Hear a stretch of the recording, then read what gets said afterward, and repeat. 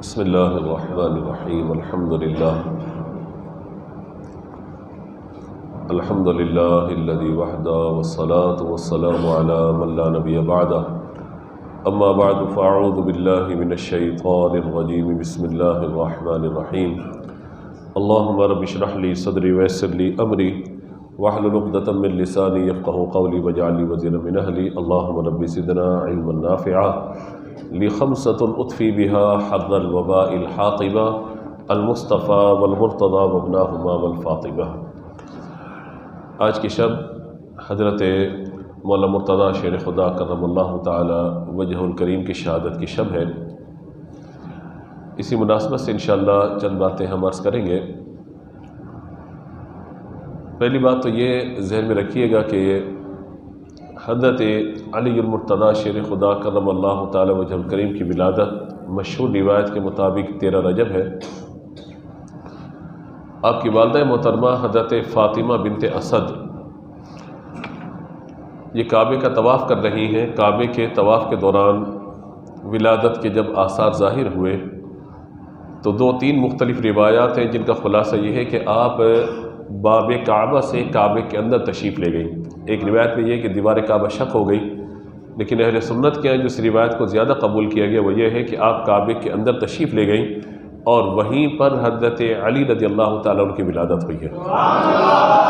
تو اس لیے کہا جاتا ہے کہ وہ ہستی کہ جس کی ولادت کعبے کے اندر ہے اور شہادت مسجد کے اندر ہے تو سمجھیے کہ وارث محراب و منبر بھی وہی علی ہے۔ خدا کے گھر کا مالک وہ بشر یوں بھی ہے اور یوں بھی، جو ہوئے کعبے میں پیدا اور شہادت پائی مسجد میں، شعر پڑھا جاتا ہے۔ تو اس کی اصل جو ہے وہ یہی بات ہے جو ہم آپ کو عرض کر رہے ہیں۔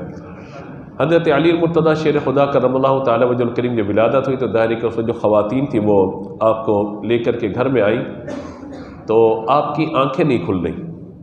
تو یہ گمان ہوا کہ کہیں ایسا تو نہیں کہ بچہ نابینا ہو اور اس بچے کی آنکھیں نہیں کھل رہی۔ تو حضور صلی اللہ تعالیٰ علیہ وآلہ وسلم کے چچا کے یہاں چونکہ ولادت ہوئی تھی یہ جناب ابو طالب کے یہاں، تو نبی مکرم علیہ الصلوۃ والسلام چونکہ اسی گھر میں تشریف فرما تھے، حضور صلی اللہ تعالیٰ علیہ وآلہ وسلم یعنی اس گھر میں حضور کا بچپن گزرا تھا جناب ابو طالب کے یہاں۔ نبی مکرم علیہ الصلوۃ والسلام کو جب اطلاع پہنچی کہ آپ کے چچا کے گھر بیٹے کی ولادت ہوئی ہے تو حضور تشریف لائے۔ جب میرے آقا علیہ الصلوۃ والسلام تشریف لائے ہیں تو حضور نے جیسے ہی حضرت علی کے چہرے پہ نظر ڈالی حضرت علی نے اپنی آنکھوں کو کھول دیا۔ تو اس لیے کہتے ہیں کہ سب سے پہلے حضرت علی نے جس ہستی کو دیکھا وہ میرے آقا علیہ الصلوۃ والسلام کا چہرہ انوار تھا، کیونکہ وہ علی تھے اور یہ نبی تھے۔ دیکھنے والے کو پتہ تھا کسے دیکھ رہے ہیں اور یہ بھی معلوم تھا چہرہ کس کا ہے۔ نبی مکرم علیہ الصلوۃ والسلام کے چہرے مبارکہ کو سب سے قبل دیکھا۔ اور پھر حضرت علی رضی اللہ تعالیٰ کی یہ شان ہے کہ جناب رسول اللہ صلی اللہ تعالیٰ علیہ وآلہ وسلم کا بچپن حضرت علی یعنی جناب ابو طالب کے گھر میں گزرا، کیونکہ حضور صلی اللہ تعالیٰ علیہ وآلہ وسلم کے والد کا انتقال حضور کی ولادت سے قبل اور والدہ کا انتقال جو ہے وہ چھوٹی عمر میں ہو گیا، دادا کا انتقال بھی ہو گیا، تو پھر جناب ابو طالب کی کفالت میں آپ تشریف لے آئے۔ حضور صلی اللہ تعالیٰ علیہ وآلہ وسلم کا بچپن اور جوانی سمجھیے کہ وہاں پر گزری۔ اب عرب میں قحط پڑ گیا، جب قحط پڑا تو حضور صلی اللہ تعالیٰ علیہ وآلہ وسلم نے اپنے چچا حضرت عباس سے عرض کیا۔ یہ بھی یاد رکھیے گا حضور کے کثیر چچا ہیں جن میں سے 2 نے اسلام قبول کیا ہے، ایک حضرت حمزہ رضی اللہ تعالیٰ عنہ اور حضرت عباس رضی اللہ تعالیٰ عنہ۔ یہ 2 حضور کے چچا ہیں کہ جب خطبے میں پڑھا جاتا ہے من الادناس وعلی عمہ الشریفین المطہرین من الادناس الحمزہ والعباس، یہ 2 چچا ہیں کہ جن پر جب سلام اور درود کی بات ہوتی ہے، نبی مکرم علیہ الصلوۃ والسلام اور صحابہ کا ذکر ہوتا ہے تو ان میں ان 2 ہستیوں کا ذکر بھی ہر خطیب خطبے کے اندر کرتا ہے۔ تو یہ حضور کے چچا کا مقام و مرتبہ ہے۔ تو حضرت عباس کے پاس آپ تشریف لے کے کہا کہ ہمارے چچا جناب ابو طالب جو ہیں ان کی اولاد کثیر ہے اور اس وقت ان کے مالی حالات بہتر نہیں ہیں، تو لہذا ہم یہ کرتے ہیں کہ کچھ ان کے ساتھ خیر خواہی کا معاملہ کریں۔ تو ہوا یہ کہ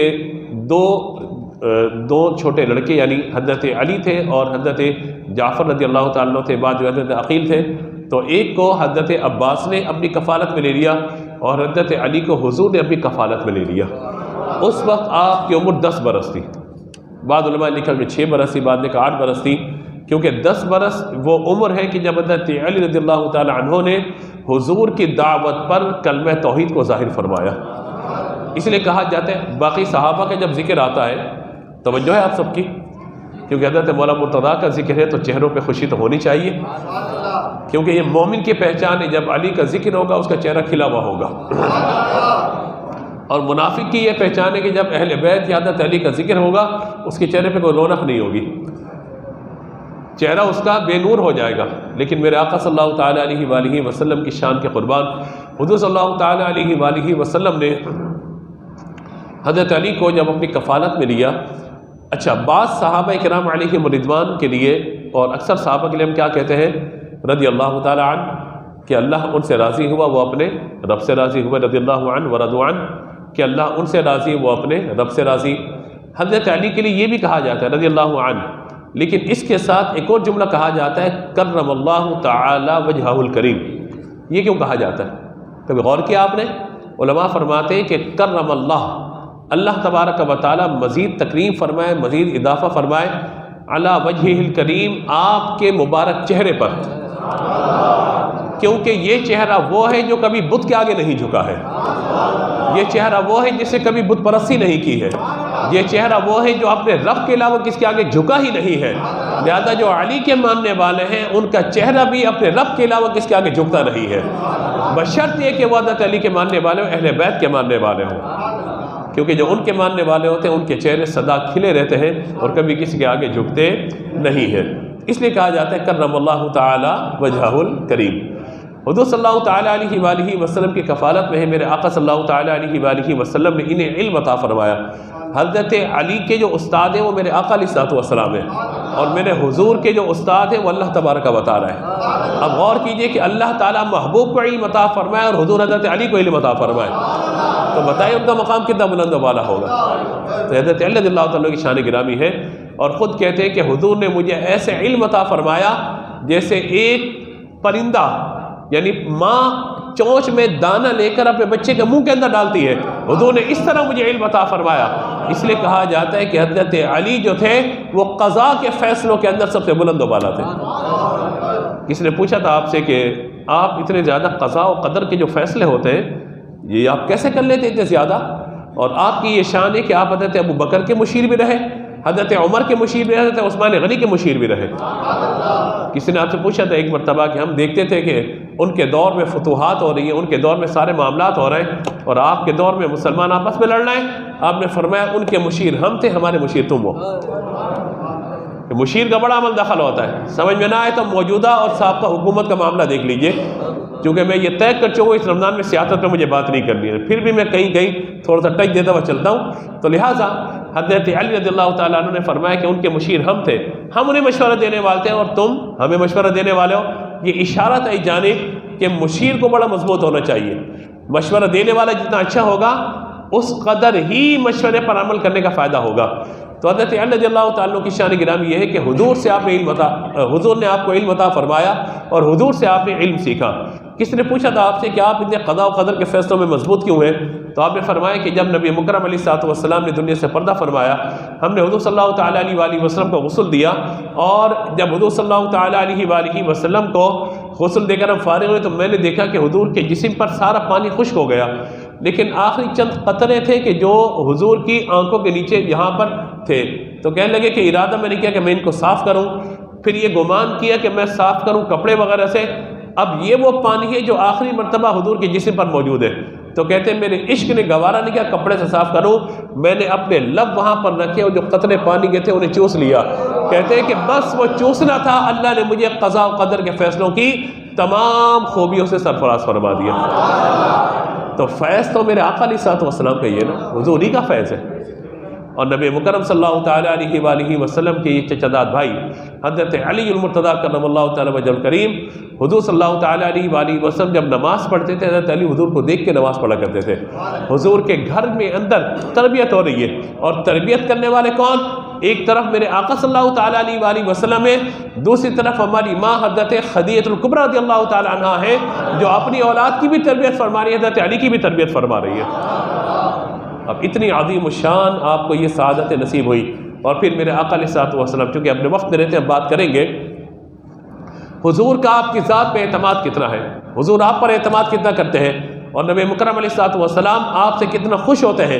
دیکھیے حضور صلی اللہ تعالیٰ علیہ وآلہ وسلم جب ہجرت کے رات سفر فرمایا تو میرے آقا صلی اللہ تعالیٰ علیہ وآلہ وسلم نے اپنے بستر پر لیٹنے کے لیے، آرام فرمانے کے لیے کسی اور کا نہیں بلکہ اپنے چچا داد بھائی حضرت علی کا انتخاب فرمایا، اور فرمایا کہ علی ہمارے بستر پہ سو جاؤ، ہمارے بستر پہ جب تم سو گے تو جب صبح اٹھنا یہ امانتیں فلاں فلاں لوگوں کو دے کر امانتیں ہمارے پاس پیچھے مدینے آ جانا۔ حضور تشریف لے گئے، وَجَعَلْنَا مِن بَيْنِ أَيْدِيهِمْ سَدًّا وَمِن خَلْفِهِمْ سَدًّا فَأَغْشَيْنَاهُمْ فَهُمْ لَا يُبْصِرُونَ۔ شاہت الوجوہ کہہ کہ حضور نے مٹی پھینکی، شاہت الوجوہ کا معنی ہوتا ہے چہرے بگڑ جائیں، حضور نے مٹی پھینکی اور حضور وہاں سے نکلتے ہوئے تشریف لے گئے، انہیں خبر بھی نہ ہوئی کہ حضور تشریف لے گئے ہیں، ان کے گمان میں یہ تھا کہ حضور بستر پہ تشریف فرما ہے۔ حضرت علی رضی اللہ تعالیٰ عنہ کو جب صبح دیکھا کہا حضور کہاں ہے، کہا وہ تو چلے گئے۔ کس نے کہا تھا حضرت علی سے کہ تلواروں کے سائے کے اندر آپ نے جنگیں بڑی لڑی ہے، لیکن تلواروں کے سائے میں اتنی میٹھی نیند سونا، تلواروں کے سائے میں بستر پر آرام کرنا، یہ کیسے ممکن ہوا؟ کہا مجھے حضور نے فرمایا تھا علی صبح اٹھنا ہے تمہیں۔ کیا فرمایا تھا؟ تمہیں صبح اٹھنا ہے، اٹھنے کے بعد یہ امانت ہے فلاں کو دینا ہے اور مدینے آنا ہے۔ کہا میں نے جان لیا کہ موت تو کبھی بھی آ سکتی ہے، لیکن آج چاہے کتنی تیز تلوار چلانے والا ہو آج مجھے موت نہیں آئے گی، کیونکہ میرے مصطفیٰ نے فرمایا صبح اٹھ کر تمہیں امانتیں ادا کرنی ہے، دوبارہ مدینے تشریف لانا ہے۔ اللہ یا رسول اللہ۔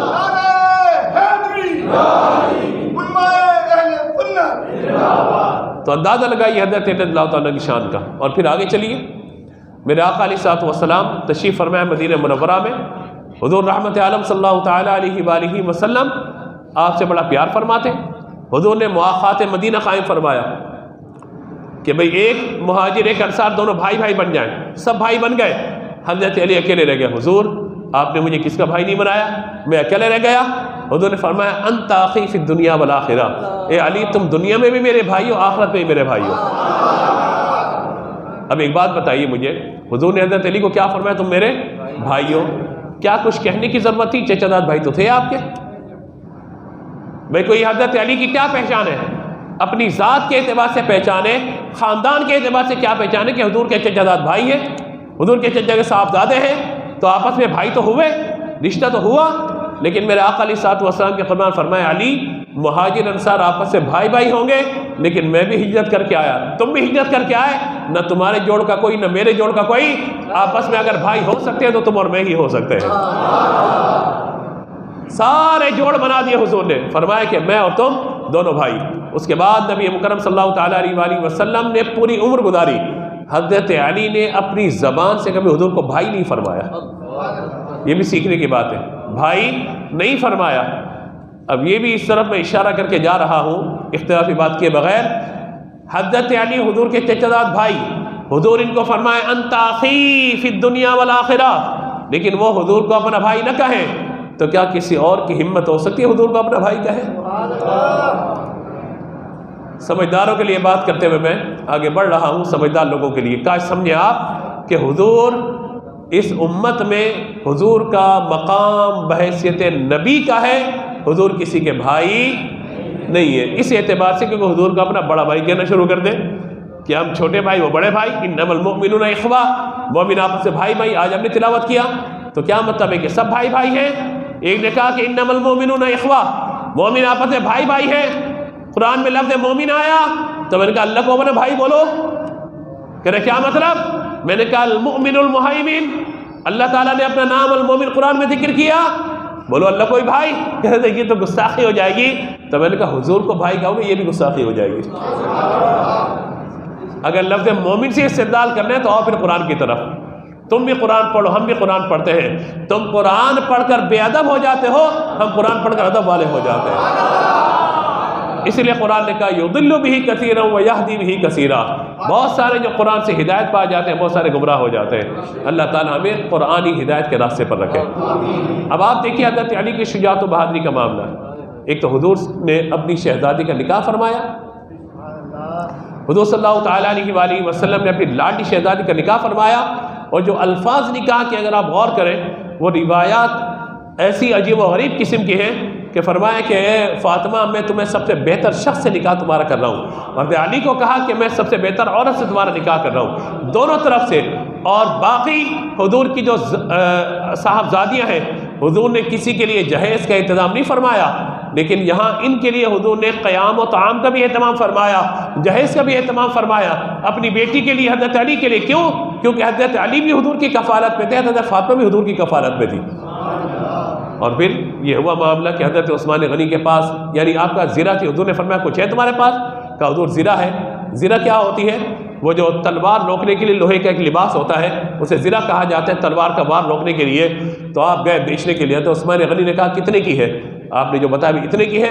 حضرت عثمان غنی نے اس سے زیادہ رقم آپ کو عطا فرمائی، اس سے زیادہ رقم آپ کو دی۔ لوگ کہتے ہیں صحابہ اہل بیت کی محبت، میں آپ کو بتاتا ہوں ان میں کیسی محبت ہے، ان میں کیسی محبت ہے صحابہ و اہل بیت میں۔ صحابہ اہل بیت دونوں آپس میں ایک دوسرے کے ساتھ ہیں۔ یہ بعد میں آنے والے نے تقسیم کر دیا کہ وہ الگ یہ الگ، جس طرح مسالک تقسیم ہوئے اسی طرح ہم نے اپنے جھگڑوں میں ان مقدس ہستیوں کو تقسیم کر دیا ہے، ورنہ وہ کبھی تقسیم نہ تھے۔ حضرت عثمان غنی رضی اللہ تعالیٰ عنہ نے فرمایا کہ اے علی کتنے کی؟ کہا اتنے کی۔ کہا ٹھیک ہے یہ لیجئے زیادہ رقم۔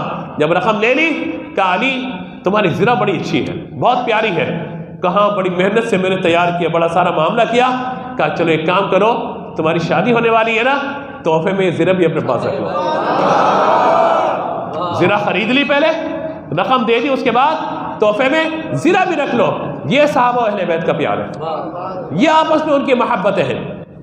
نبی مکرم صلی اللہ تعالیٰ علیہ وآلہ وسلم نے نکاح فرما دیا، سارا معاملہ ہو گیا، اور اس کے بعد حضور صلی اللہ تعالیٰ علیہ وآلہ وسلم جہاں تشریف لے گئے، جس جنگ میں تشریف لے گئے تھے علی کو اپنے ساتھ لے گئے، یہاں تک کہ غزوہ بدر میں جب بدر کا آغاز ہوا غزوے کا، تو حضور صلی اللہ تعالیٰ علیہ وآلہ وسلم نے جن ہستیوں کا آغاز میں لڑنے کے لیے انتخاب فرمایا، کہا جاتا ہے ان میں حضرت حمزہ اور حضرت علی رضی اللہ تعالیٰ عنہ سر فہرست تھے۔ اور کہا جاتا ہے کہ اس میدان کے جو مرد میدان تھے بدر کے اندر اور خیبر کے اندر، اسی طریقے سے احد کے اندر 70 کافر بدر میں مارے گئے تھے۔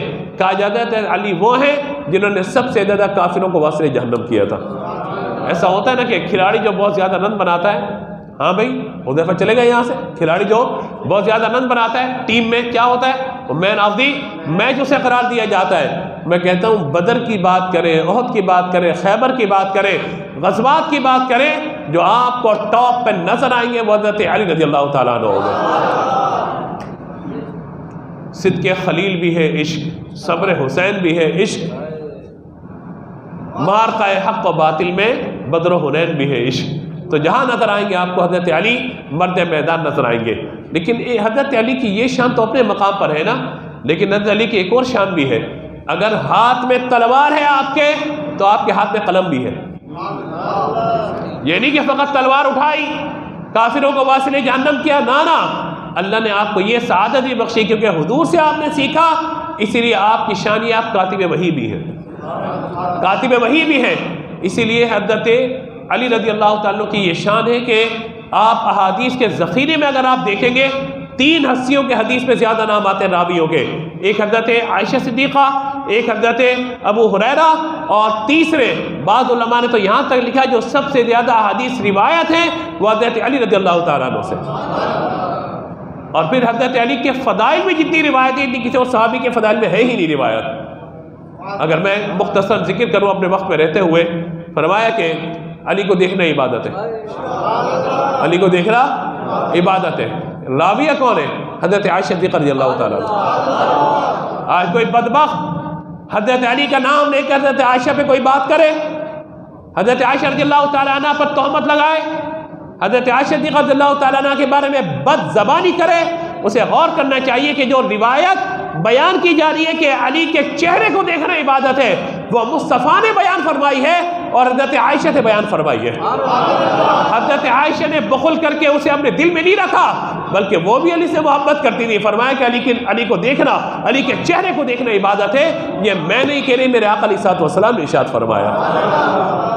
یہ جھگڑے فضول کے لے کر آگے لوگ آج، اللہ اکبر اللہ اکبر۔ میرے آقا صلی اللہ تعالیٰ علیہ وآلہ وسلم کی جو فضائل میں احادیث حضرت علی کے بارے میں وہ کیا ہے صحابہ کرام علیہم رضوان کا معمول صحابہ نے لکھا، کہا کہ علی کا ذکر عبادت، علی کے چہرے کو دیکھنا عبادت، یہ ساری باتیں بیان، اور فرمایا کہ شان یہ ہے ہمیں مومن و منافق کی کہ اگر پہچان کرنی ہوتی تھی تو حضور کے اس فرمان کو ہم نے پیش نظر رکھا تھا کہ مومن علی سے محبت کرتا ہے اور منافق علی سے بغض رکھتا ہے، کہتے تھے ہم حضرت علی کا ذکر چھیڑ دیتے تھے، اگر چہروں پہ رونق آ جاتی تھی ہم سمجھتے تھے ہمارا والا ہے، ہم سمجھتے تھے ہمارا والا ہے، اور اگر چہرے پہ کوئی بغض کے آثار ہیں ہم سمجھ جاتے اس سے ہمارا واسطہ نہیں ہے، اس سے واسطہ نہیں ہے ہمارا، کیونکہ علی کا نام لے چہرے پہ کیا میں کہتا ہوں دل میں ٹھنڈک پڑ جاتی ہے، سینے میں ٹھنڈک پڑ جاتی ہے، روح کے میں صلاحیت کر جاتی ہے،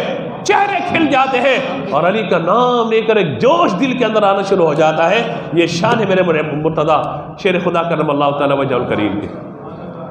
آپ کا نام علی، لقب حیدر کرار، حیدر کرار، یہ لقب ہے آپ کا حیدر کرار۔ کہا جاتا ہے کہ آپ کی ماں نے آپ کا نام حیدر رکھا، کہا جاتا ہے حیدر کا معنی، حیدر کرار کا معنی ہوتا ہے پلٹ پلٹ کر وار کرنے والا، پلٹ پلٹ کر وار کرنے والا، لیکن حضرت علی کی شان یہ ہے کبھی آپ نے پلٹ کے وار نہیں کیا، ایک ہی وار کافی ہوتا تھا آپ کا،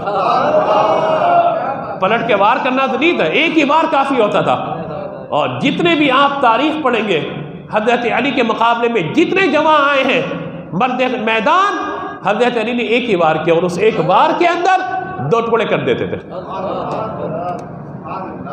منظر فضائے دہر میں سارا علی کا ہے، منظر فضائے دہر میں سارا علی کا ہے، جس سمت دیکھیے نظارہ علی کا ہے، مرحب 2 نیم ہے سر مقتل پڑا ہوا، اٹھنے کا اب یہ نہیں کہ مارا علی کا ہے، تم دخل دے رہے ہو عقیدت کے باب میں، تم دخل دے رہے ہو عقیدت کے باب میں، دیکھو معاملہ یہ ہمارا علی کا ہے۔ اور ایک لفظ استعمال ہوتا ہے کل، جیسے آپ سب کل ہے، اور آپ میں سے ایک بندہ ہوگا تو جز ہوگا، جیسے ہمارا پورا جسم کل ہے اور جز ہماری ایک انگلی یا ہاتھ یہ جز ہوگا۔ اب دیکھیے کہ کتنی پیارے ایک مطلب تخیل ہے، کہتے ہیں کہ کل کا جمال، کل کا جمال جز کے چہرے سے ہے آیا۔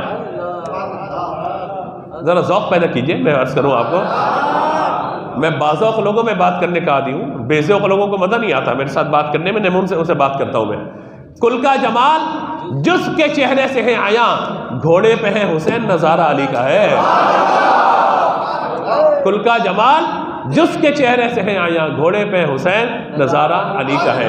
تو یہ شان حضرت مولا مرتضیٰ شیر خدا کرم اللہ تعالی وجہ الکریم کی۔ مجھے بہت سارے واقعات یاد ہیں، اب یہ بھی یاد ہے سورج پلٹا تھا، یہ واقعہ باقی ہے ابھی۔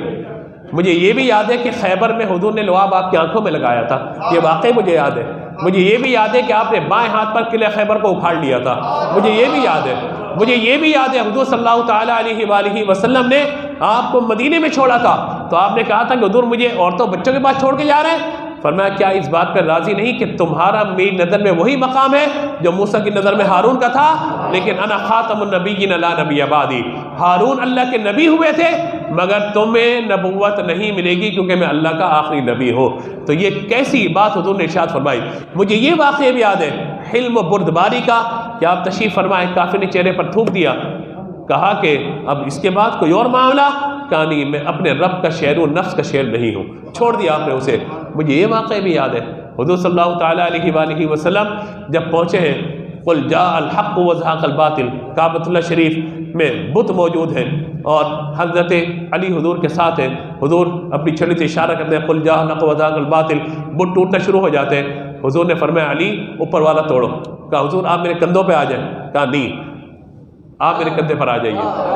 جس علی کو حضور نے اپنے کندھے پر بٹھا کر بلند کر دیا، کوئی گستاخ انہیں کبھی گرا سکتا ہے؟ جنہیں حضور نے بلند کر دیا وہ نیچے کیسے ہو سکتے ہیں؟ تو یہ شان ہے۔ اور ابھی شعر پڑھا انہوں نے تو مجھے بات یاد آ گئی کہ اگر صحابہ کی بات کی جائے تو وہاں بھی علی موجود ہے، اہل بیت کی بات کی جائے وہاں بھی علی موجود ہے۔ تو گلی گلی نگر نگر گلی گلی علی علی علی علی، ہر طرف جو ہے وہ حضرت علی المرتضیٰ شیر خدا کرم اللہ تعالیٰ وجہ الکریم کا فیض نظر آتا ہے۔ لیکن اس کے اندر اب نصیحت کے طور پہ 2 باتیں، ذکر اہل بیت عبادت، ذکر علی عبادت، ذکر صحابہ بھی عبادت۔ جب بھی بات کریں بیلنس بات کریں.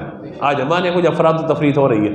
حضرت علی کا ذکر کرنے والے اس انداز سے ذکر کرتے ہیں کہ یعنی ایک تو یہ کہ ذکر کرنا کریں آپ ذکر، لیکن اس ذکر کے ساتھ ساتھ اگر کسی پر تہمت لگا رہے ہیں، کسی صحابی کی شان میں گویا کہ بے ادبی والی بات کر رہے ہیں، تو ایسا ذکر علی ہمیں قبول نہیں ہے. ہمیں ذکر علی وہی قبول ہے جو صحابہ کے ساتھ ہوگا.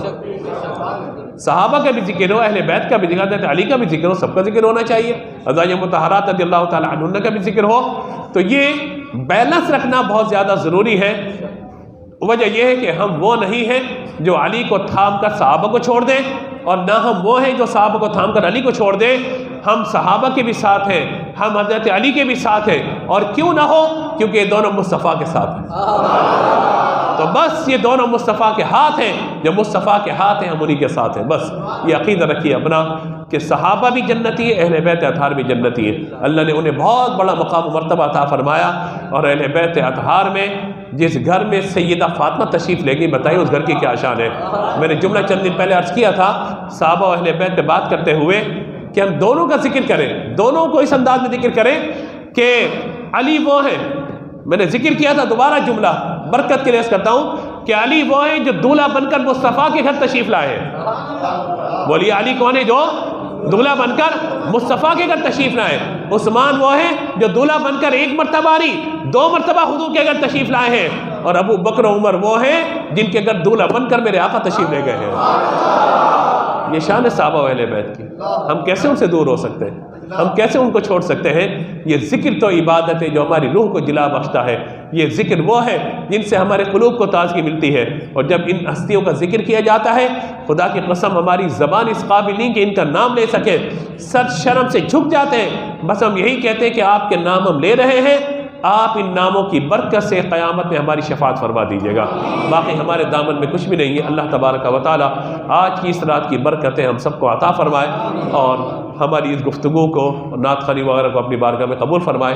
کوئی غلطی یا سبقت لسانی ہوئی ہو آپ کو گواہ بناتے ہوئے اللہ کی بارگاہ میں معافی کا طلبگار. آمین. وآخر دعوانا الحمدللہ.